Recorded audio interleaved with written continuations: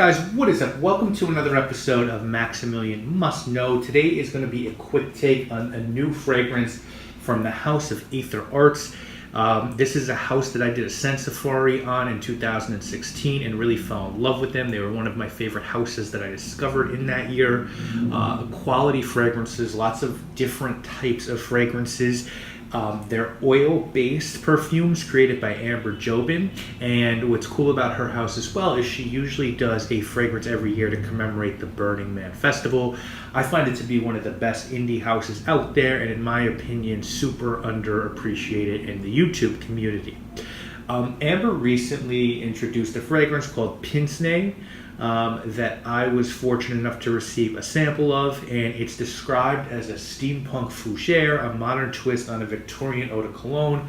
It has this really cool kind of artwork, Pince Nez, and really nice size sample, roll on. It's an oil, so thank you to Amber. Here's the description of the fragrance. The wonders of the industrial age, how they must have beckoned and dazzled the Victorians. Everywhere they looked, new wonders awaited. Lacy buildings of glass and steel, ornate engines churning out wondrous new products. The smell of prosperity was in the air. But what would prosperity smell like? I imagined a steampunk fantasy that married a traditional fougere with shiny aldehydic notes and a metal and oil accord, symbolic of the industrial age. From recent experiments in representing forms of glass as perfume, I chose an accord that I had named Pince Nez in reference to those minimal Victorian glasses that perch on the nose. A pair of Pince Nez seemed the ideal lens through which to view the Victorian age. The usual fougere notes of bergamot, lemon, and lavender are given an aldehydic twist to make them sparkle like a glasshouse in the sunlight. Neroli and tonka bean absolute ornament the top notes, adding richness and depth. The motive force driving it all forward, a metal and oil accord suffused with oak moss absolute. Now, this comes in two sizes.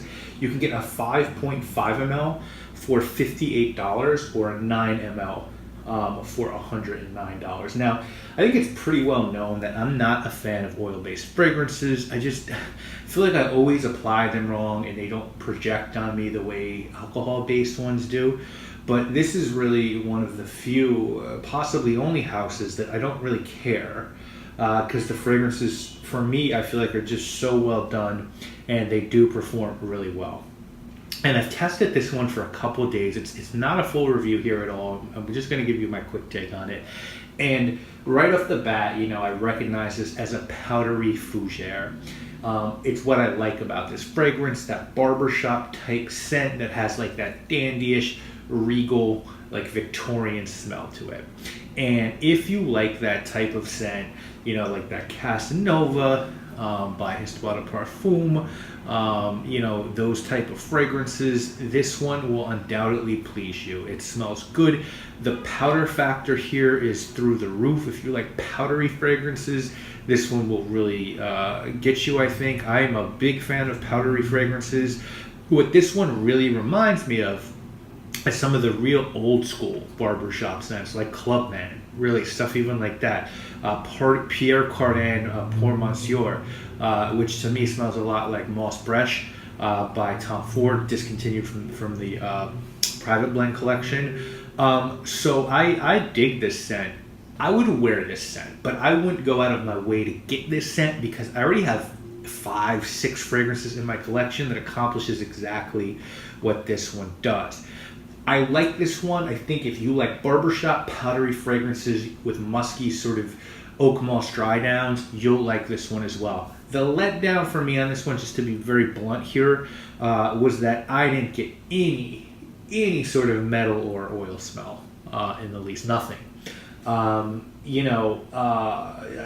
Gasoline and oil are of course very different, but like I love that petroleum vibe that Fahrenheit has. And then another sort of barbershop fragrance that might be my favorite, it's right up there, is Sartorial by Penhaligon's, and that has a metal accord in it, and that I get that metal accord out of Sartorial. So I was hoping to get something like that in this fragrance to differentiate it from like the fragrances that I mentioned before. right? Like I wanted something a little bit different to make me say, oh, this one is worth going out of your way for. And it might be, you know what I'm saying? Like if this is your type of fragrance and you like barbershop fragrances, then definitely give this one a look. But if the reason you're interested in this one is because you're excited about that oil and metal accord, well, you might be a little bit let down. Now, it's possible, of course, that I haven't given this one enough time, and the more that I sort of wear it and familiarize myself with it, as I said, quick impression, it'll pop out to me. But so far, it just hasn't been there. I've let some other people smell it. It hasn't been there for them as well. So disappointed on that front. But again, quality fragrance from Amber. Everything this house does to me has quality to it. And what's really cool is it seems like Amber can do any style of fragrance, which I think is really neat. She could just make all gourmands, fresh fragrances, and incense-based fragrances, and barbershop fragrances. So I definitely respect that. Just wish that metal and oil stuck out a little bit more for me. But guys, I'm going to link to this house in the description so you can check them out if you already haven't. Definitely you should. And if you have any questions or comments, please feel free to, obviously leave them in the comment section. Thank you guys all so much for watching. Amber, thank you for letting me check this one out. My name is Maximilian, guys, and I'm